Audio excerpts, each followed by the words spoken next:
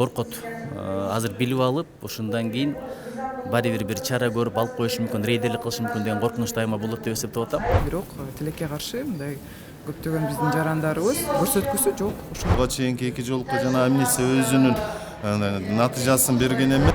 Калган жарандарыбыз дагы ошол нерсеге баргыла. Жакында президент Садыр Жапаров өзүнүн мүлктөрүн ачыктап коомго жарыялады.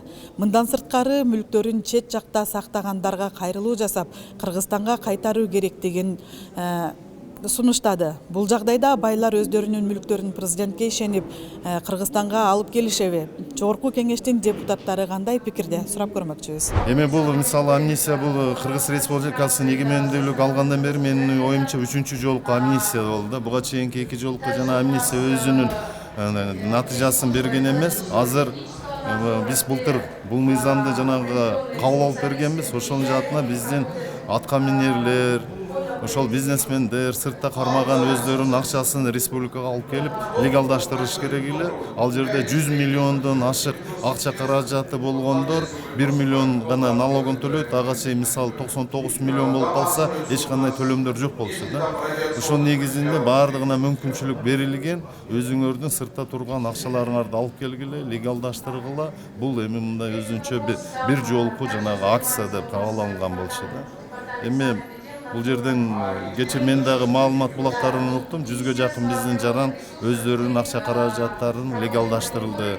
1 миллиондон ошол жанагы декларацияларын төлтүрүп налогторун төлөдү дегендичи.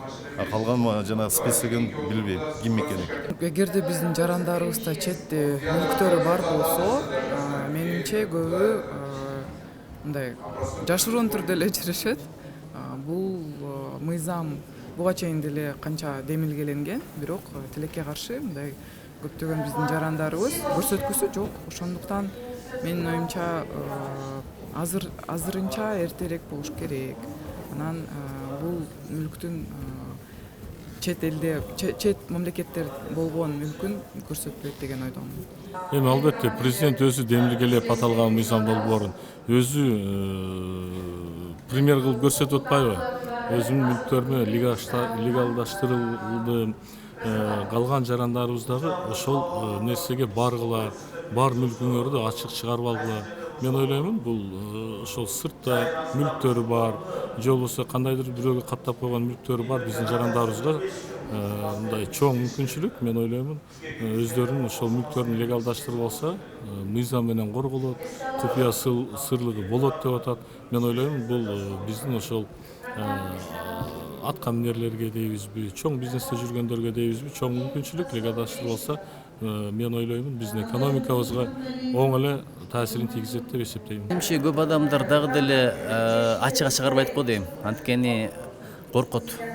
Азыр билип алып, ошондон кийин баары бир чара көрүп алып коюшу мүмкүн, рейдерлик кылышы мүмкүн деген коркунуч дайыма болот деп эсептеп атам. Балким ниети жакшыдыр, бирок аткарылышы кандай болот, ага мен кепилдик бере албайм. Эми мен президент эмесмин да, кепилдик болобу болбойбу бул азыр бийликти мамлекетти башкарган адамдардын жеке жоопкерчилиги да. Эгер ал адамдар мына мен жол көргөзүп калгандарыңарга да уруксат берем дегенде, жөнөкөй элдин арасында, карапайым элдин жарандарынын арасында чоң суроолор туулушу мүмкүн. Бул каражат кантип табылган? Эл арасында ошол мамлекеттик кызмат өмүр бою иштеп, анан байып кеткен чиновниктер ушундай болуп калса, внезапно миллионер болуп калса, өзгөчө ишкерлердин арасында суроо туулат да. Мен мисалы, мен үй бүлөм ишкерлердин үй бүлөсү да. Анан ушинтип ишкерликте өмүр бою жүрөсүңбү же мамлекеттик кызматтын аркасы менен мыйзамдуу, мыйзамсыз байуу жолдорун да караш керек да. Ошондой ситуация болуп кетсе, элдин көз карашы кандай? Негизи бул мыйзамдын аталышы, мыйзамдын бүгүнкү күнү кабыл алынышы өзү туура эле да.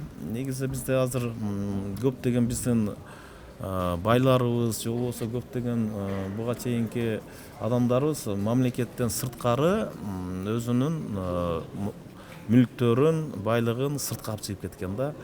Эгерде ошолордун баардыгы өз мекенине патриот болуп, ушул жерге мал мүлктөрүн бул жака киргизип, элдерди жумуш орду менен камсыз кылып, завод, фабрика сала турган болсо, И ошону баардыгын мыйзамдаштырып ачыктап алса абдан жакшы болмок, абдан жакшы болмок. Бирок тилекке каршы бүгүнкү күнү бул ишке ашабы ашпайбы, бирок айта албайм бүгүнкү күнү.